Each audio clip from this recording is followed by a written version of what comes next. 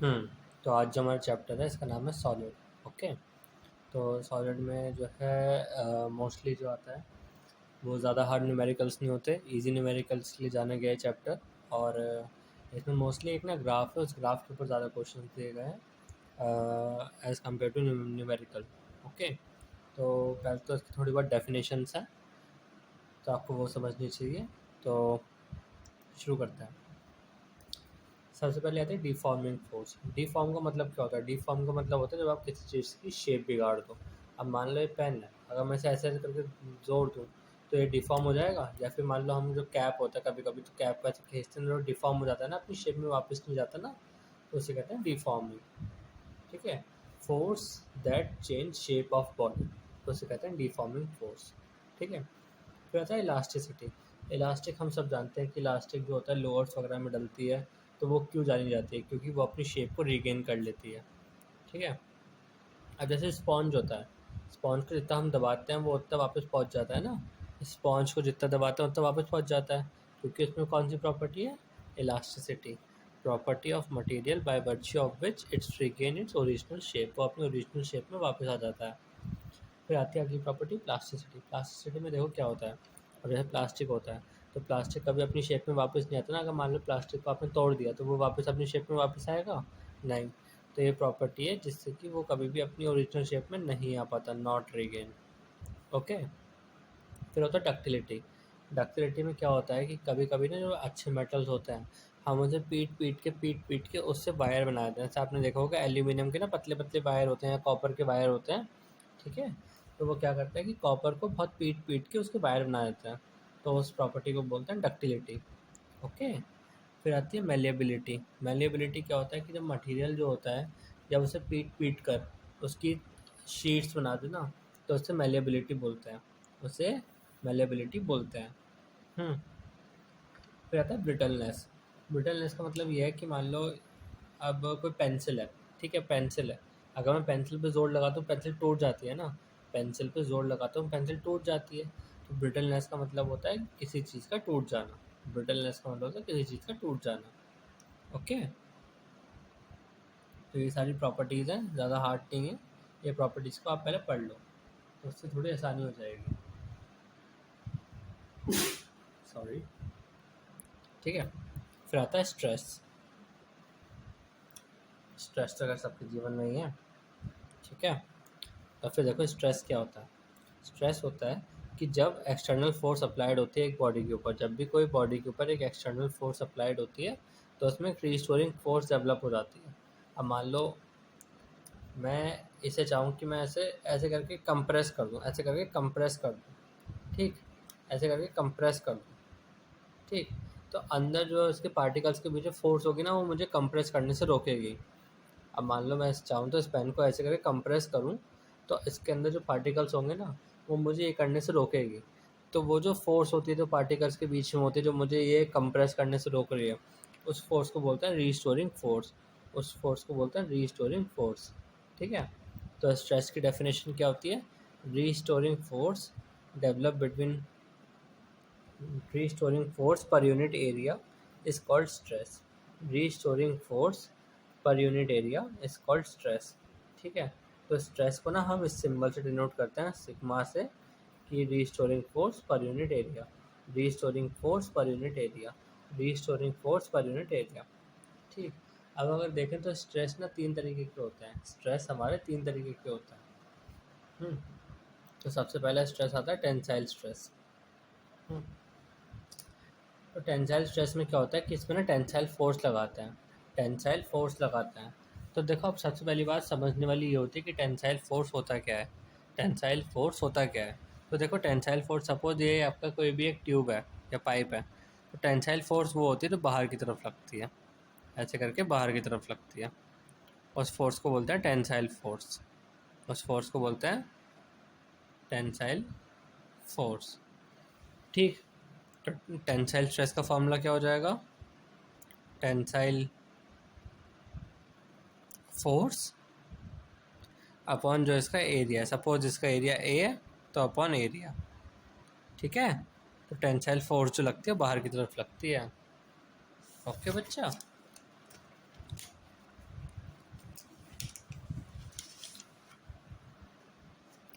फिर आता है कंप्रेसिव स्ट्रेस। कंप्रेसिव स्ट्रेस तो देखो इसमें क्या होता है, इसमें जो अपनी जो फोर्स लगती है ना वो अंदर की तरफ लगती है, ऐसे इस डायरेक्शन में। कंप्रेस का मतलब क्या होता है, दबाना। हाँ मतलब पेन को दबाना, ठीक है, तुम भी ना, जो अंदर की तरफ लगती है। हाँ तो कंप्रेसिव का मतलब होता है दबाना। ओके, हाँ ये लगती है अंदर की तरफ, ठीक।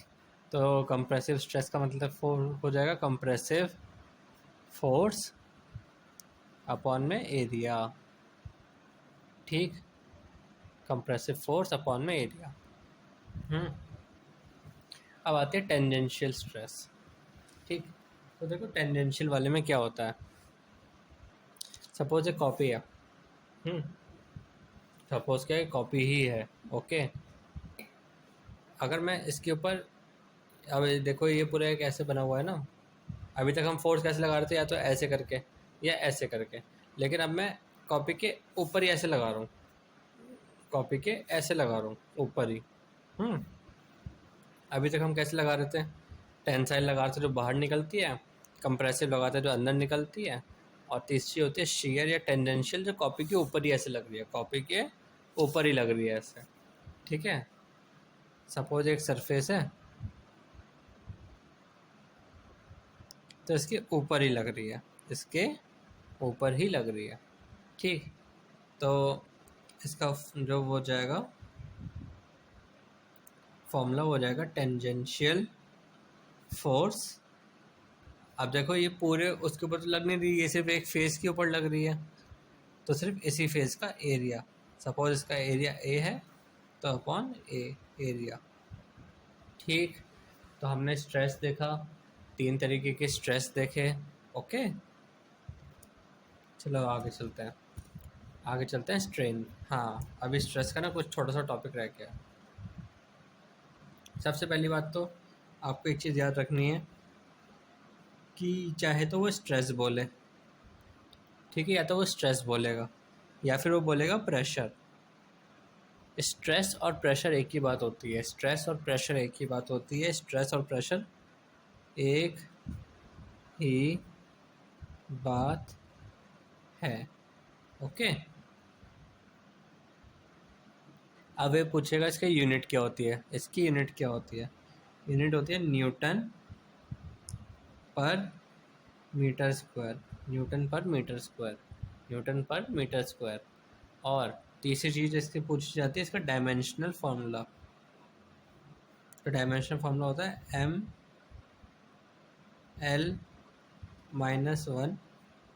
T-2। ये स्ट्रेस के लिए भी सेम है, प्रेशर के लिए भी सेम है। Newton per metre square ml-1 T-2। Stress को प्रेशर भी बोलते हैं, स्ट्रेस को प्रेशर भी बोलते हैं, ओके। चलिए अब आगे चलते हैं। आगे जो हमारी जो चीज़ आती है वो आती है स्ट्रेन। तो देखो स्ट्रेन में क्या होता है, जब हम किसी चीज़ पे प्रेशर लगाते हैं तो उसकी जो लेंथ वेंथ होती है वो चेंज हो जाती है कभी कभी। जब हम किसी चीज़ पे प्रेशर लगाते हैं तो उसकी लेंथ वगैरह कभी कभी चेंज हो जाती है, ठीक। तो उसकी तो स्ट्रेन क्या होता है, स्ट्रेन होता है ratio of change in dimension to original dimension, ratio of change in dimension to original dimension, change in dimension to original dimension, ठीक है। अब जैसे देखो स्ट्रेन जो होते हैं वो 4 तरीके के होते हैं, स्ट्रेन 4 तरीके के होते हैं। अब पहला स्ट्रेन होता है टेंसाइल स्ट्रेन। तो देखो टेंसाइल स्ट्रेन में क्या होता है, टेंसाइल स्ट्रेन में देखो हमें पहली बात तो ये पता है कि टेंसाइल का मतलब क्या होता है, कि जो फोर्स होती है वो बाहर की तरफ लगती है, फोर्स लगती है बाहर की तरफ। जब हम इसे ऐसे करके खींचेंगे, जब हम इसे ऐसे करके खींचेंगे तो इसकी लेंथ बढ़ जाएगी ना, तो इसकी लेंथ बढ़ जाएगी। सपोज अभी इसकी लेंथ कितनी है, कैपिटल एल, कैपिटल एल है।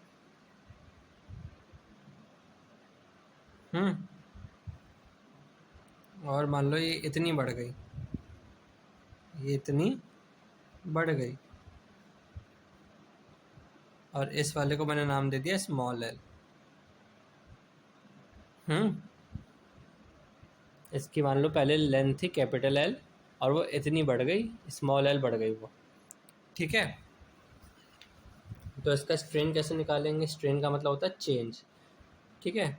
तो बड़ी तो वो सिर्फ इतनी ही है, तो चेंज इन डायमेंशन हो जाएगा स्मॉल एल अपन ओरिजिनली वो पहले कितनी थी कैपिटल एल, तो ये हो जाएगा इसका स्ट्रेन, ठीक है।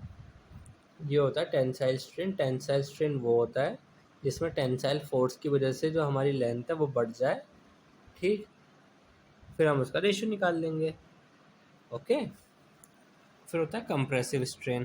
तो कंप्रेसिव में देखो फोर्स जो है कंप्रेसिव लगेगी, दबाने वाली, दबाने वाली, ठीक। मान लो इसका लेंथ है कैपिटल एल, कैपिटल एल है, और अब ये सिर्फ इतना रह गया है, इतना हो गया है रिड्यूस, स्मॉल एल इतना कम हुआ है। तो कम कितना हुआ, चेंज कितना आया, स्मॉल एल का आया ना, तो स्मॉल एल को ऊपर अपन कैपिटल एल को नीचे, ठीक। चेंज वाले को हमेशा ऊपर रखते हैं और जो ओरिजिनल होती है उसे हमेशा नीचे रखते हैं, ओके।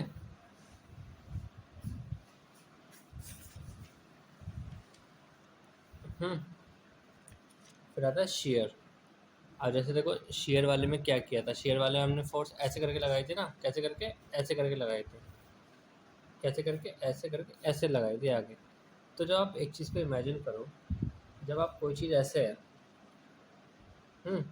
और आप उस पर ऐसे फोर्स लगा दो, ठीक, मान लो कोई ऐसी चीज़ है तो आप ऐसे फोर्स लगा दो तो वो टेढ़ी हो जाती है थोड़ी सी।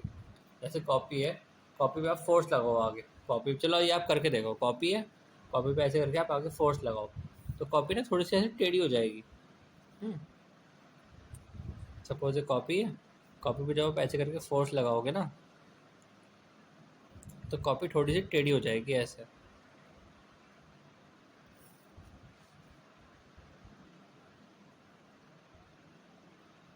ऐसे लाइक दिस, ओके।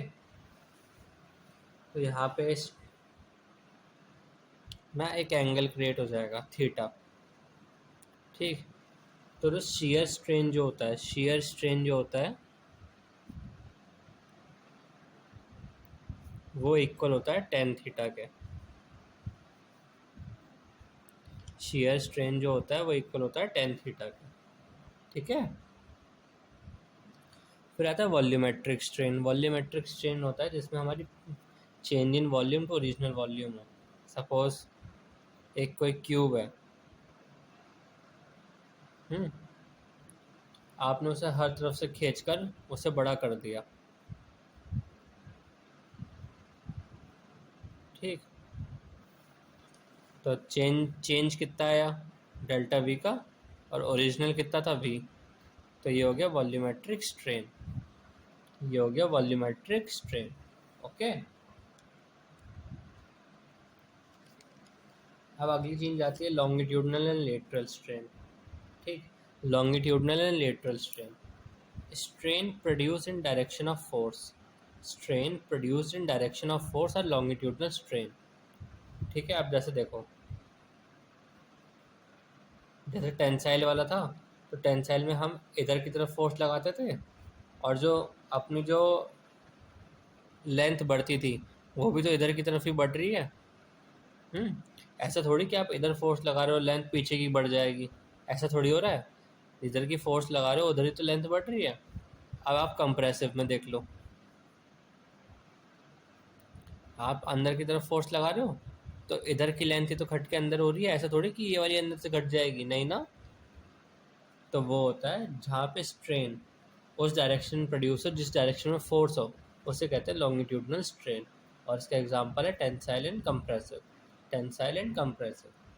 और जहाँ पे स्ट्रेन वहाँ प्रोड्यूस हो जो परपेंडिकुलर हो अप्लाइड फोर्स के, तो उसे कहते हैं लेटरल स्ट्रेन, लेटरल स्ट्रेन और लॉन्गिट्यूडनल स्ट्रेन। चलो एक ना स्टेटमेंट है, स्टेटमेंट पे मतलब थोड़ा सा ना ये असर्शन रीजन टाइप है, तो इस स्टेटमेंट को आप थोड़ा याद करने की कोशिश करना, स्टेटमेंट को थोड़ा सा याद करने की कोशिश करना। If longitudinal strain is tensile, if longitudinal strain is tensile, then lateral strain will be compressive. Okay. अगर लॉन्गिट्यूडनल स्ट्रेन टेंसाइल है तो लेटरल होगा कंप्रेसिव, और अगर लॉन्गिट्यूडनल स्ट्रेन कंप्रेसिव है तो लेटरल होगा टेंसाइल। मतलब अगर ये होगा तो ये वाला ये होगा, अगर लॉन्गिट्यूडनल कंप्रेसिव होगा तो लेटरल हमारा टेंसाइल होगा। ऐसा नहीं कि दोनों टेंसाइल होगा या फिर दोनों वो हो गया कंप्रेसिव, ऐसा नहीं होगा। एक टेंसाइल होगा तो दूसरा कंप्रेसिव ही होगा। अब एक रेशो होता है पॉइजन्स रेशो। तो पॉइजन्स रेशो होता है lateral strain upon longitudinal strain. देखो अब ये जो चैप्टर है ना, ये चैप्टर में ये है कि मोस्टली फॉर्मूलेज हैं। ठीक, अब ये फॉर्मूले में समझ रहा हूँ तो इतने इंपॉर्टेंट नहीं है, बस आपको ये आने चाहिए। ठीक, जो इम्पोर्टेंट फॉर्मूला होगा मैं उस पर स्ट्रेस दूंगा और आपको समझाऊंगा अच्छे से। मतलब आपको आने चाहिए कि बाई चांस से क्वेश्चन आ गया तो क्या हो गया, तो आप कर सकते हो ना। लेटरल अपॉन लॉन्गिट्यूडनल तो करना है, एक चीज़ को डिवाइड ही तो करना है आपस में।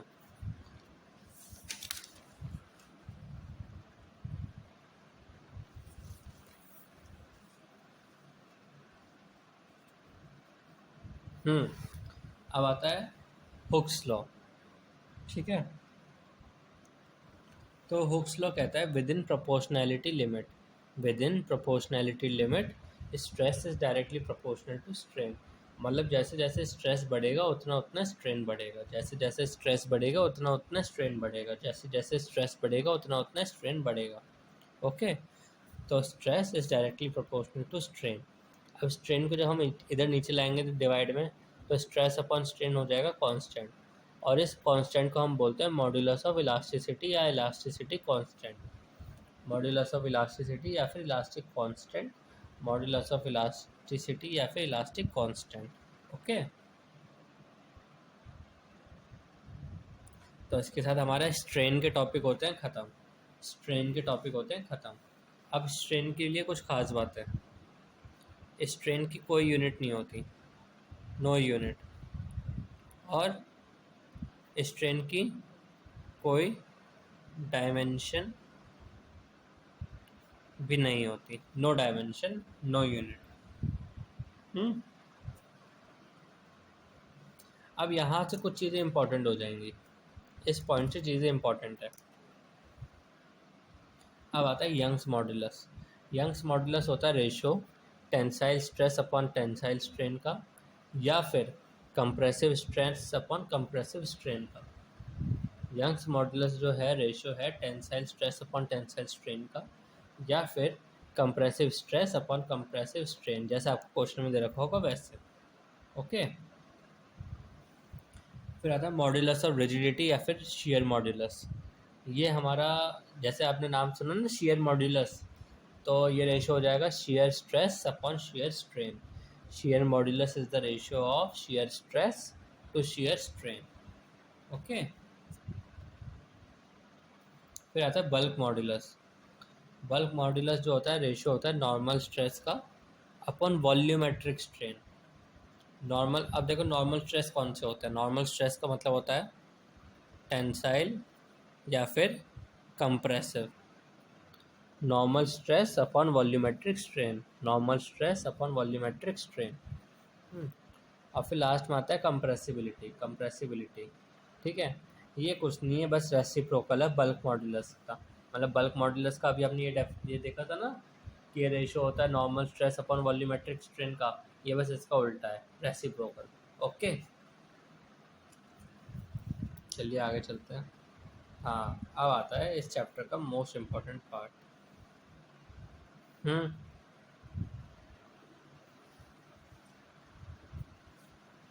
हम्म तो अब आता है stress strain diagram for ductile. Ductile के मैंने आपको डेफिनेशन में स्टार्टिंग में बताया था, डक्टाइल वो एलिमेंट होते हैं जो कि वायर्स में पीट देते हैं, जिनको हम पतले पतले वायर बना देते हैं। तो देखो ये क्या है,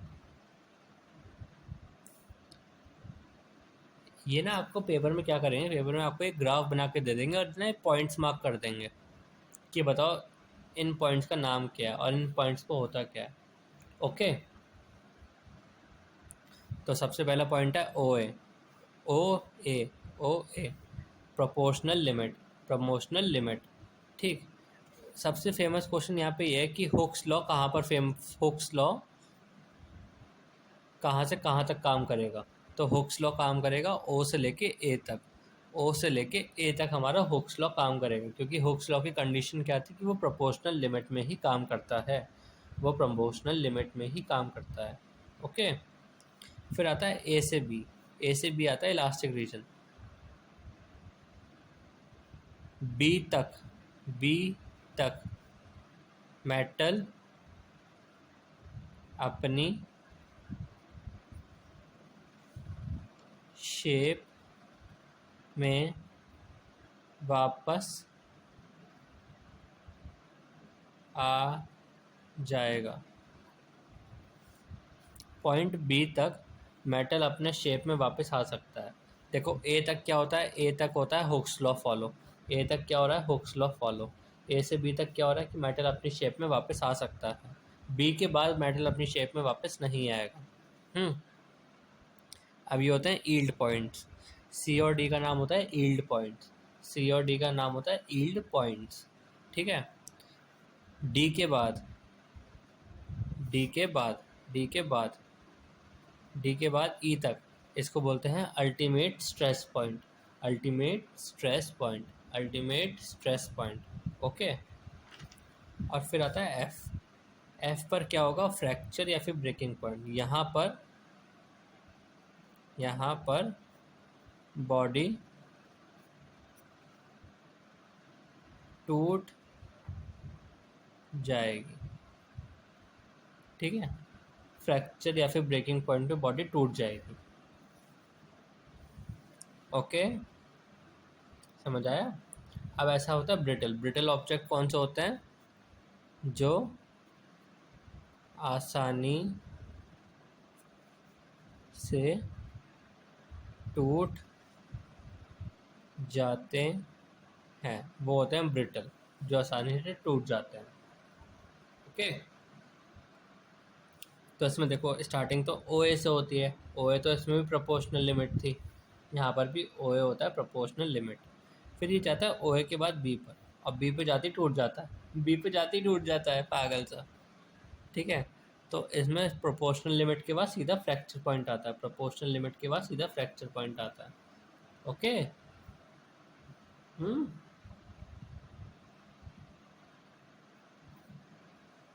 फिर आता है potential energy in stretch wire. ये फॉर्मूलेज इंपॉर्टेंट हैं, बल्कि ये जो दोनों ग्राफ है ना, और वो पीछे के फॉर्मूले बल्क मॉडुलस वाले, वो इम्पोर्टेंट है। वहाँ से चैप्टर ज़्यादा इम्पोर्टेंट है। इस पॉइंट के बाद सब कुछ इम्पोर्टेंट है इस चैप्टर में।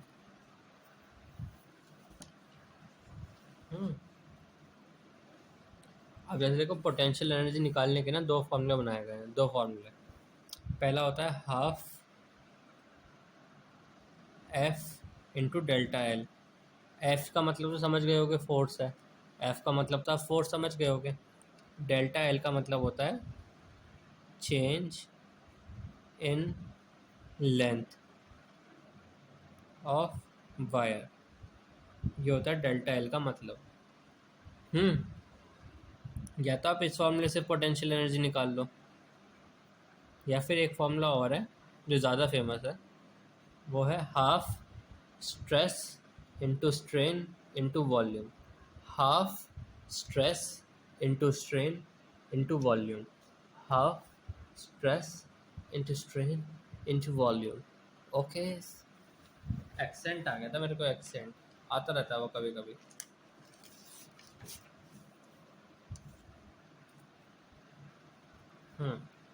Energy density.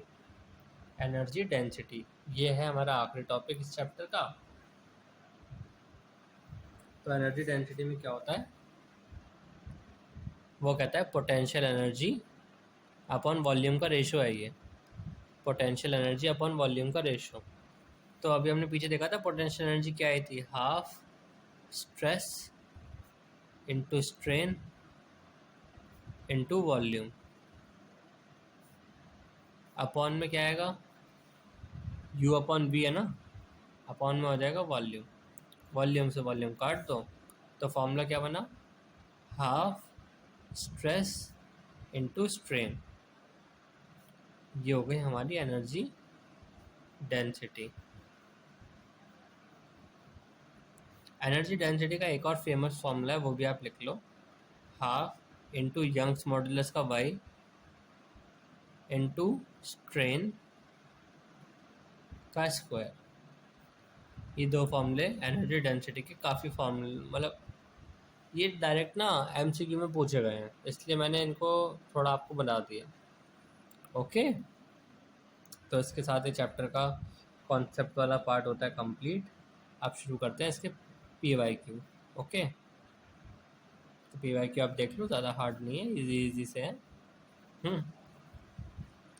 The stress strain curve for different material X and Y. पहले दो मटेरियल हैं एक्स एंड वाई, ठीक है। It is observe that fracture point is close to X, मतलब फ्रैक्चर पॉइंट यहाँ पर जल्दी आ रहा है। क्लोज, क्लोज का मतलब होता है जल्दी। But far apart for Y, और यहाँ पर फ्रैक्चर पॉइंट क्या है, दूर है। यहाँ पर फ्रैक्चर पॉइंट दूर है, एक्स एंड वाई आर, ठीक है। अब जैसे देखो, जिसमें फ्रैक्चर पॉइंट जल्दी आता है वो होती है ब्रिटल, और जिसमें आता है दूर वो होती है डक्टाइल। जिसमें जल्दी आ रहा है वो है ब्रिटल, और जिसमें दूर आता है वो होती है डक्टाइल। तो एक्स में जल्दी आ रहा है तो ये हो जाएगी ब्रिटल, और ये वाली हो जाएगी डक्टाइल। तो हो जाएगा brittle and ductile, option B.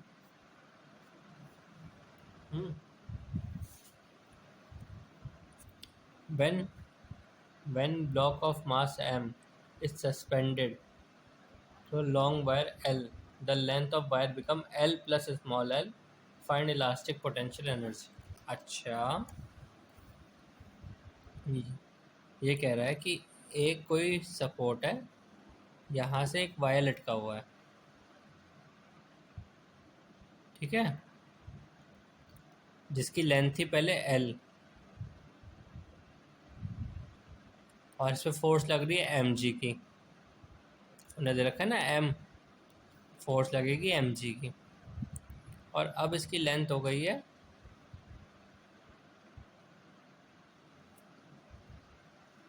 L plus small l। तो देखो, इतने की L है यहाँ तक की, यहाँ की L प्लस स्मॉल l है, तो ये कितनी हो जाएगी, ये हो जाएगी हमारी स्मॉल l। स्मॉल l हो जाएगी L प्लस स्मॉल l, तभी तो बनेगा ये। तो चेंज कितना हुआ, चेंज कितना आया, चेंज इन लेंथ कितना था, स्मॉल l, और फोर्स कितनी थी, mg। फॉर्मूला क्या होता है, half f to delta l, half mg into change कितना था, small l, mg small l। तो इसका आंसर हो जाएगा डी, ऐसे, ठीक है। यहाँ पर हम लिखते हैं चेंज वाली, तो चेंज कितना हो रहा है, स्मॉल l के बराबर।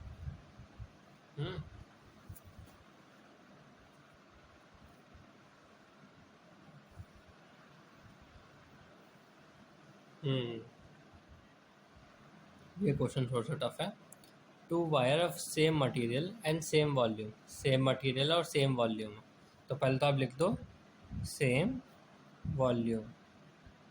The first wire has cross section A, पहले वायर का क्रॉस सेक्शन ए है, और सेकंड वाले का है 3a।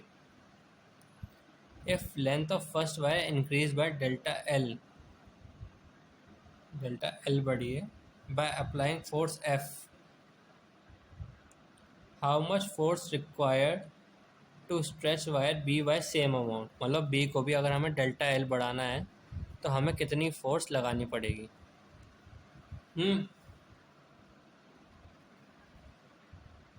तो इन सब चीज़ों के लिए ना सबसे पहले हमें ज़रूरत पड़ेगी इसकी ओरिजिनल लेंथ की। सपोज करो हमने वायर ए की ओरिजिनल लेंथ को कैपिटल एल मान लिया, तो बी की निकाल लेते हैं हम पहले। तो देखो इनने क्या बोला है, इसने बोला है सेम वॉल्यूम, और वॉल्यूम का फॉर्मूला क्या होता है, एरिया इनटू लेंथ। वॉल्यूम का फॉर्मूला होता है एरिया इंटू लेंथ, और दोनों की वॉल्यूम है सेम, ठीक है। तो दोनों के एरिया इंटू लेंथ को रख दो बराबर, ओके। तो इसका एरिया इंटू लेंथ रख दो ए इंटू एल, और इसका रख दो 3a इंटू एल डैश। तो एल डैश कितना आएगा, एल अपॉन 3।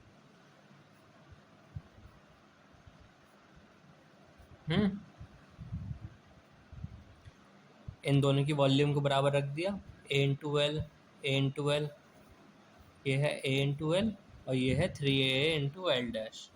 तो हमारी इसकी ओरिजिनल लेंथ कितनी आएगी, एल अपॉन 3।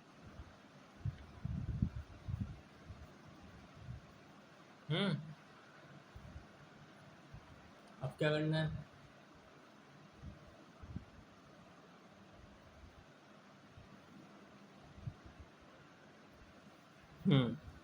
अब ये कह रहा है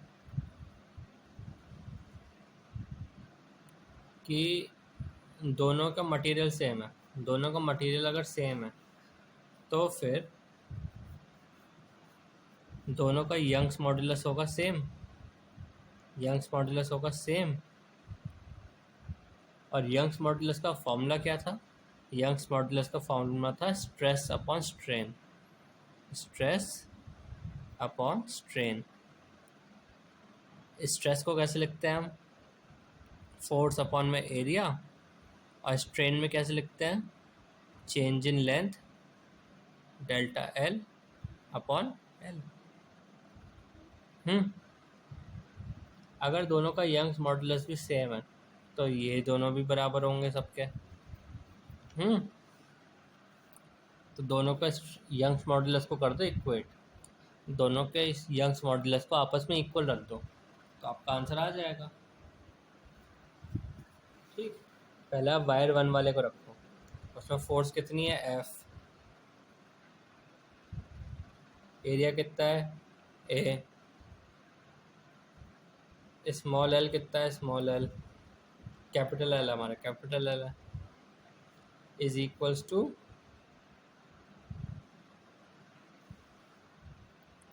इसकी फोर्स हमें निकालनी है तो हम इसे लिख लेंगे एफ डैश अपॉन एरिया इसका कितना दे रखा है, 3a इंटू इसकी लेंथ भी एल ही बढ़ाई है, उन्होंने बोला ना सेम लेंथ बढ़ी है, तो एल अपॉन ओरिजिनल लेंथ, इसकी ओरिजिनल लेंथ कितनी है, एल अपॉन 3, एल अपॉन 3। तो अब देखो क्या क्या कट रहा है, ए से ए कट गया, स्मॉल एल से स्मॉल एल कट गया, कैपिटल एल से कैपिटल एल कट गया, तो एफ डैश और नीचे क्या बचा, 9, 3 इंटू 3 9, तो एफ डैश की वैल्यू क्या आई, 9f, ओके। तो इसका आंसर हो गया 9f। समझ आया, नहीं आया तो आप मैसेज कर देना, मैं बता दूंगा आपको फिर से, ओके। ये सारे सवाल नीट के हैं, सारे के सारे, सारे के सारे, सारे के सारे। अब अगला सवाल, let a wire suspended from a ceiling. उसने कहा कि एक सीलिंग बनाओ और उससे एक वायर को सस्पेंड कर दो, and stretch by weight W. उसने कहा कि इसके नीचे डब्ल्यू से वेट लगा हुआ है, वेट का मतलब ना फोर्स होता है, वेट का मतलब फोर्स होता है, ठीक है। The stress at any point of cross section ए, और क्रॉस सेक्शन एरिया दे रखा है ए। उसने कहा है कि देखो वेट का मतलब होता है फोर्स, तो फोर्स लग रही है डब्ल्यू, और क्रॉस सेक्शन एरिया कितना है, ए। उसने कहा स्ट्रेस निकाल दो। तो स्ट्रेस का फॉर्मूला क्या होता है, फोर्स अपॉन में एरिया, फोर्स है डब्ल्यू, एरिया है ए, तो आंसर हो जाएगा डब्ल्यू अपॉन ए। अब आपके दिमाग में एक बात आ रही होगी, क्या बात आ रही होगी, कि ये ऐसे ऐसे सवाल करवा रहा है, कि ऐसे सवाल नीट में आते भी हैं कि नहीं आते हैं। ये बात बिल्कुल आ रही होगी। तो ये अभी तक का सबसे इजी सवाल है ना, ये सवाल आपका आया है नीट में 2023 में, ओके, ये सवाल नीट में 2019 में,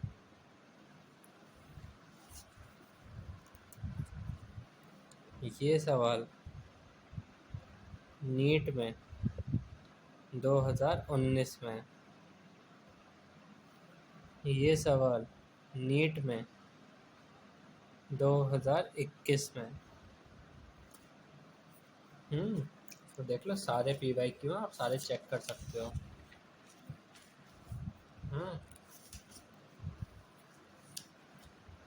अब आता है एक और क्वेश्चन, डायमेंशन ऑफ स्ट्रेस। अब आप कहोगे ये सवाल भी शायद, जी हाँ बिल्कुल, ये आया था नीट में 2020 में। ठीक, तो डायमेंशन ऑफ स्ट्रेस मैंने आपको लिखवाई है पीछे ml-1 t-2। ओके, अब आता है एक और सवाल। अब wire of length L, wire है लेंथ जिसकी L है, एंड क्रॉस सेक्शन A है। अब जो वायर की लेंथ है वो बन चुकी है L1, ठीक है। अब जो वायर की लेंथ है वो बन चुकी है L1, ठीक, और मास है m। वो कह रहा है आप यंग्स मॉडुलस बताओ।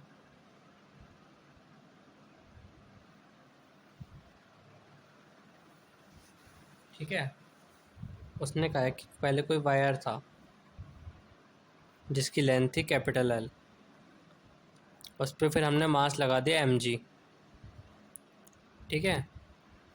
अब जो उसकी लेंथ बन चुकी है वो हो चुकी है L1, ठीक।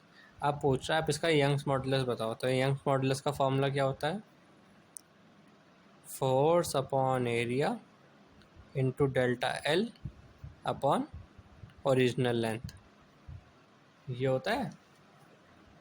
तो वो निकालो, फोर्स कितनी लग रही है mg, एरिया कितना दे रखा है A, ओरिजिनल लेंथ कितनी थी L।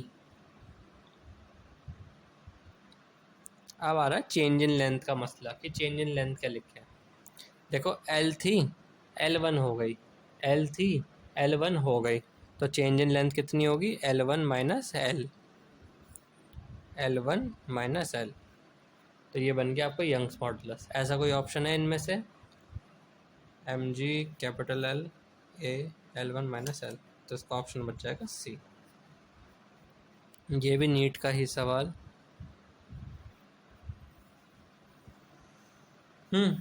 अब लास्ट सवाल है डायमेंशन ऑफ स्ट्रेन।